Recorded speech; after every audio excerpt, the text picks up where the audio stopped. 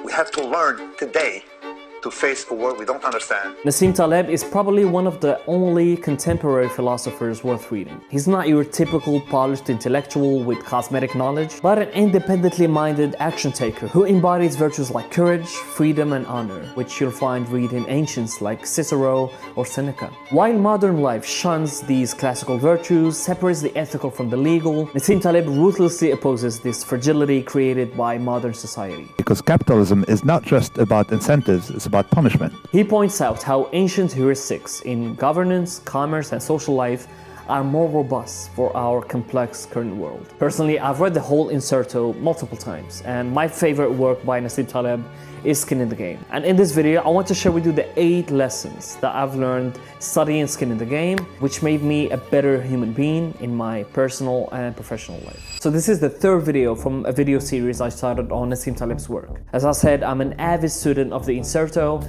because it contains distilled knowledge from an actual practitioner who had contact with reality and combined that with an exceptional erudition. In contrast to most intellectuals who never took risks in life and are completely disconnected from reality. Which brings me to the first lesson I've learned from Skin in the Game: cosmetic versus real knowledge. In the book, Nassim shares the story of Anteos, the giant from Greek mythology who used to crush all of his opponents whom he challenged to a wrestling match. He kept on defeating his rivals and even built a temple for his father using the dead skulls of his victims. But one of his opponents, Hercules, sensed something fishy. When fighting, Anteos grew stronger every time he fell to the ground. So instead of falling into his trap, Hercules lifted Anteos off the ground and realized that once contact with the ground was no longer there, he was weak. Powerless, without contact with the source of his power, Hercules crushed his opponent's bones mid-air. Knowledge is that superpower that comes with direct contact with the real world. If you've ever worked in the corporate world, you probably witnessed the empty suit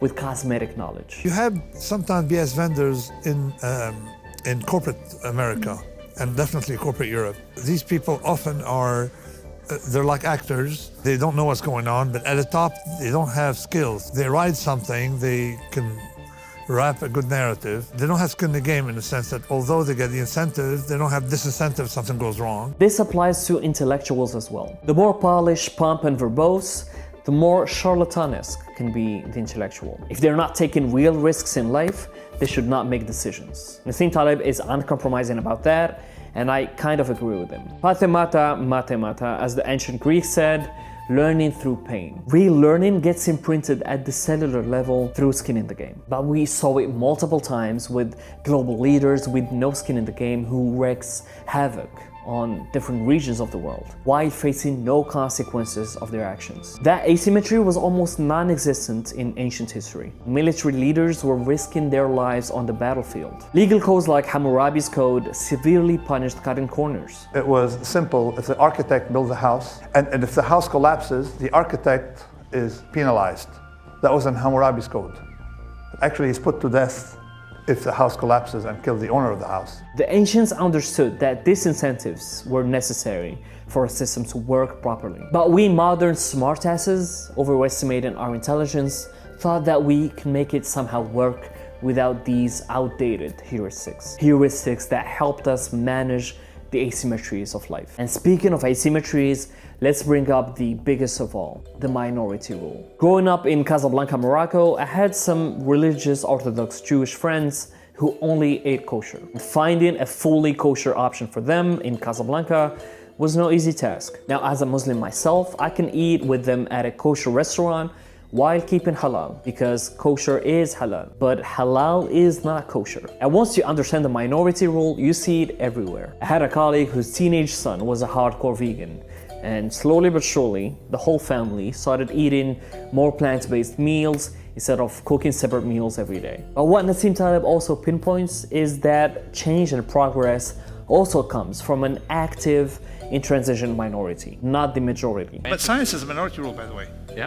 Yeah, science. When someone tells you 300 Nobel Prize winners said this, okay, that doesn't count, because one counterexample can destroy the whole argument. All you need is a loud and intransigent 3 to 4% of the population to to bring changes and dominate the rest in innovation, entrepreneurship, or activism. 3. How to legally own a person. This lesson can seem too harsh to a lot of people, but the whole chapter is Nassim talking about modern slavery. You may agree with Nassim or not, but for him, if you're paid for more than a specific transaction, you're a slave. Maybe not in the same condition as a slave in the past, but you're still owned by someone. Imagine you run your own catering company. You work solely with contractors. You pay them for a specific festive event, and that's it. Now, let's say next Saturday you have this important gala to cater. You were highly recommended to the hosts, and your business, name, and reputation are at stake. You need to deliver, but last minute,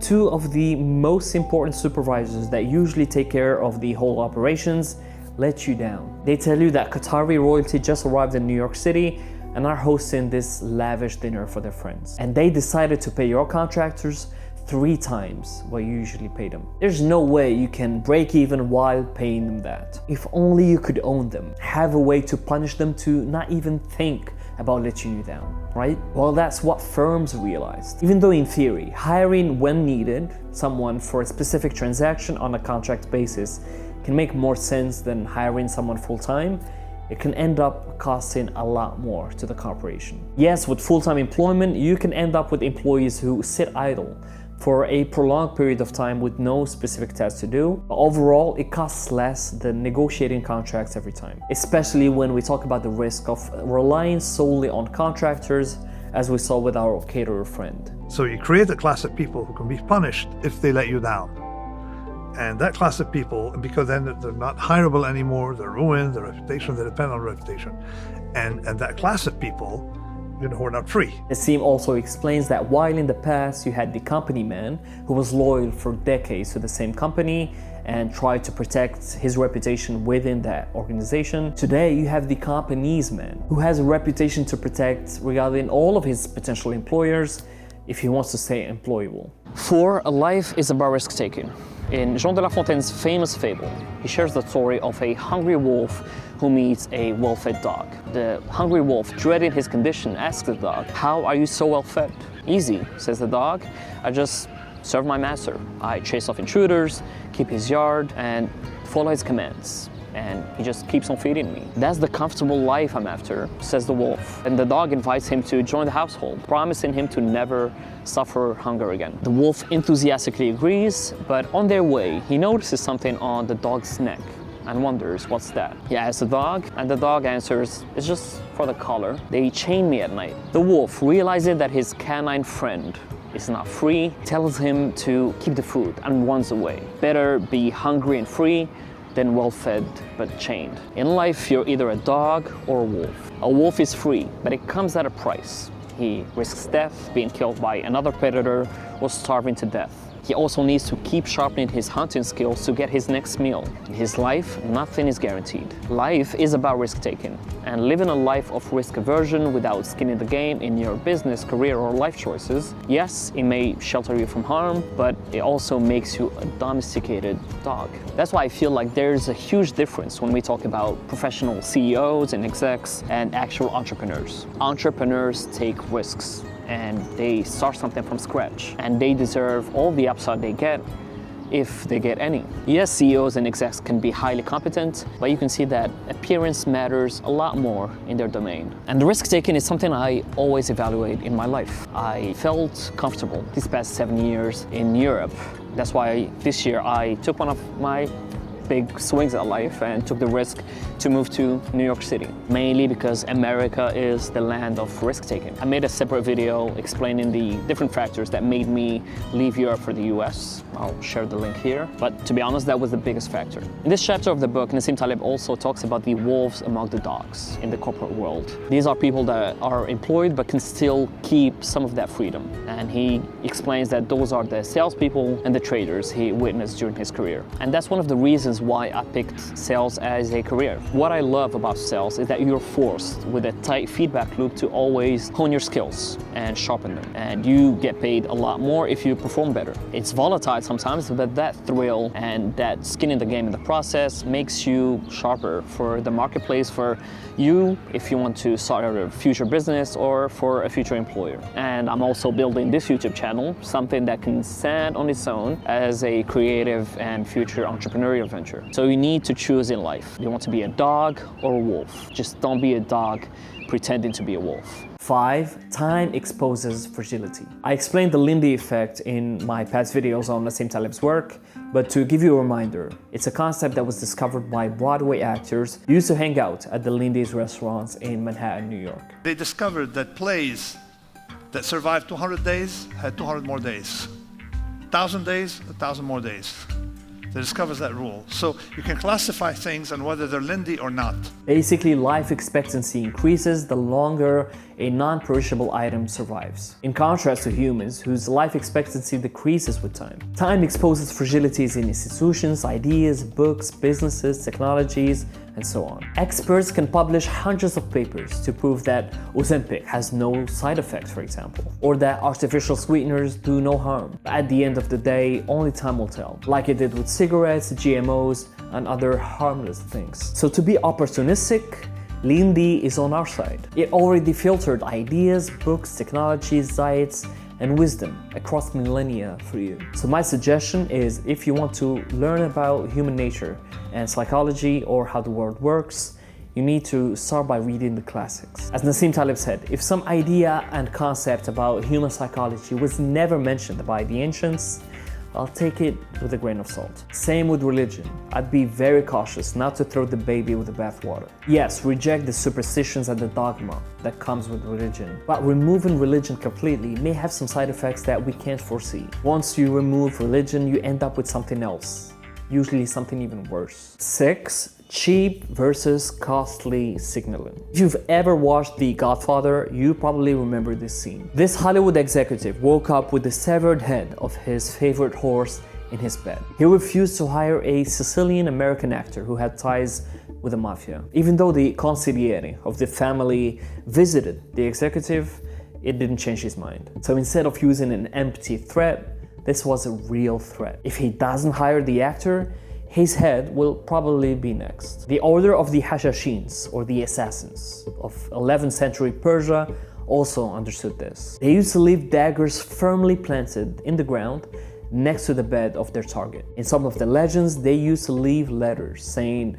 that a dagger firmly planted in the hard ground was better than the alternative in the soft belly of their target. Verbal threats reveal nothing but weakness and unreliability. And you can see this across nature. Signaling superiority comes at a price. Male peacocks develop tail feathers that make them more attractive to females, but that make them more vulnerable to predators. From a survival standpoint, it's a handicap, but for reproductive purposes, it's an honest and costly signal to the female who qualify different males when wanting to reproduce. 7. Dynamic versus static equality. Earlier this year, I immigrated from Europe to America, as I mentioned earlier, and one popular received idea here and Europe is that inequality is more rampant in the US compared to Europe. This idea has been popularized by Piketty and other economists who think of equality as a static issue. But as someone who lived in France and traveled around Europe, inequality of opportunity is more of an European issue. When Piketty talks about inequality, he basically takes snapshots of incomes, as if your current income at 27 will be the same 10 years from now. The idea is that the top 1% or 10% hold most of the wealth, while the rest is scrambling for crumbs. But a snapshot view of inequality will not reflect what will happen to you in the course of your life. The top 1% or 10% are not the same people throughout a lifetime. 39% of Americans will spend at least a year in the top 5% of the income distribution. 56% will find themselves at least a year in the top 10%, and 73% will find themselves in the top 20%. This, of course, does not work out the same in Europe. They did a study in Florence, Italy, and it showed that the same wealthiest families are the same since the 15th century. At least in America, life is dynamic, not static. And lastly, avoid ruinous risk. Imagine you play Russian roulette with 5 other people. So one of the 6 chambers has a bullet,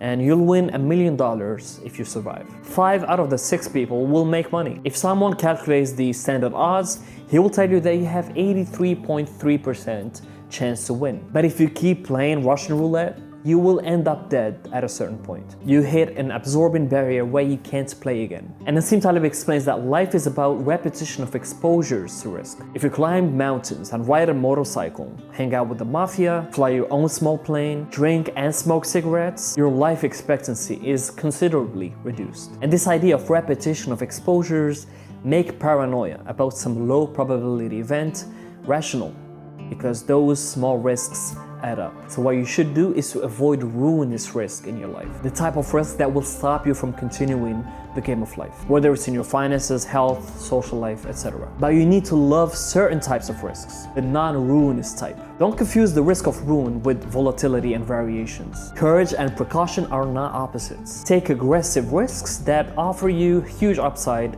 with limited downside. An option, you make more on the upside than you would on the downside. And if you, in general, make more from a random event than you lose from it, then you're going to do very well in the long run, provided you make sure you're going to survive. Some people can see a foolish gambler and think that that's courage. But that selfish courage is not courage, especially if the gambler has a family to feed. Nassim also talks about how your death is not the worst case scenario. The loss of your life and of your loved ones and of humanity as a whole is even worse. So engaging in acts of courage that benefit a layer higher than yours, your family, your tribe, humanity as a whole, is honorable and rational. So those were the 8 lessons that I've learned from Skin in the Game. Highly recommend you read the book. Don't forget to subscribe and like, and I'll see you in the next video.